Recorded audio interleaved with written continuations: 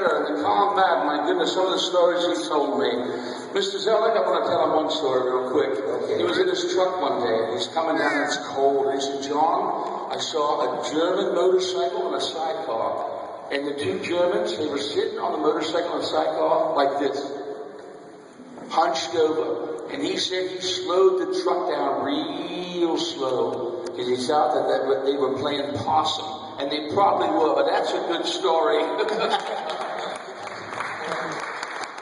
No, I was afraid maybe you had booby traps on, not even searching for a pistol or anything, because sometimes the enemy was good at putting little bombs on their bodies and stuff, or on their pistols or guns, and it was dangerous. Mr. Zelenak, tell them about the story where the aircraft was coming in, and you guys were trying to shoot it with a 50 caliber. Listen to this story, folks. This is great. Please.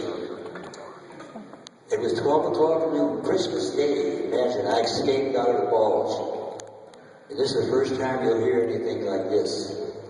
The captain told me, gave the men orders to bring me over to the office. He wanted me to pick up all the maps, the division maps, and the two men that took care of the maps for the division. And load them in your truck and get out of here the best way you can. We were surrounded. So it took me about about 3 days before Christmas. The ball started December 16, 1944, 7 o'clock in the morning. And Christmas Day, I was at Liège, right on the border where I escaped out of the balls. And where our trucks were there, most of them had machine guns on them.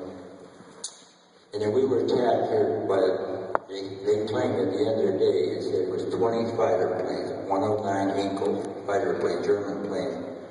And I was sitting there reading the letter, and I saw this one plane coming towards me. And our big truck was out there loaded with the breezes and everything. And I saw there's 4 guys on the truck with this 50 caliber machine gun. And they would start shooting at this plane. If they would have hit that plane would have come down right where I was and probably crashed in front of me. But anyhow, they missed it, and he come right around. I could see the bullets on the wings coming, and it was dinner time, and there was a lot of soldiers over there eating dinner, and that was the target for him. That's what he was shooting at.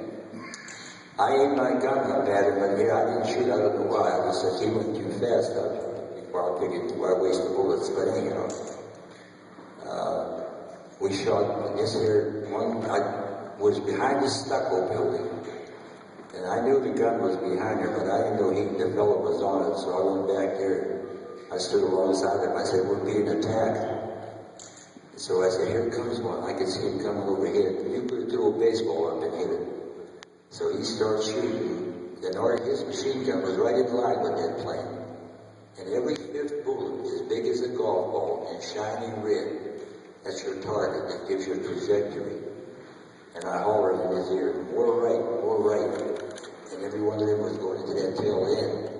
And on the tail end of an airplane like that, you have your rudders, your ailerons that makes it go up and down and sideways. And there was 2 white smoke like you would believe. But we watched them go straight down.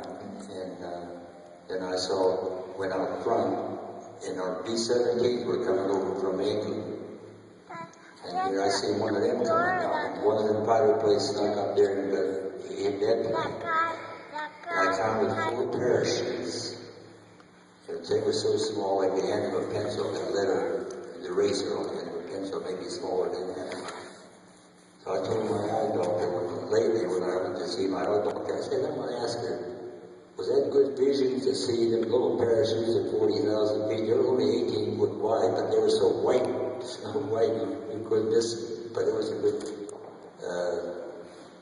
I just want to know, I knew I had good eyes, but at night in World War II, we drove, all our headlights were painted black. Everything was painted black. Except underneath, when you were going convoy, you had 2 little red lights underneath, and you could see them. When they turned to one, you were too far back, and you'd have to hit the gas and catch up. The 2 would come in. But anyhow, that plane that we shot down, if he would have had maybe some open ground somewhere. He might have landed. I doubt it. Okay, all right, okay. Give him a hand. You always hear stories like this, folks. These World War II veterans. This guy is the last of a great generation, as Tom Brokaw said. I'm so glad you're able to share some time with us. How do I do it?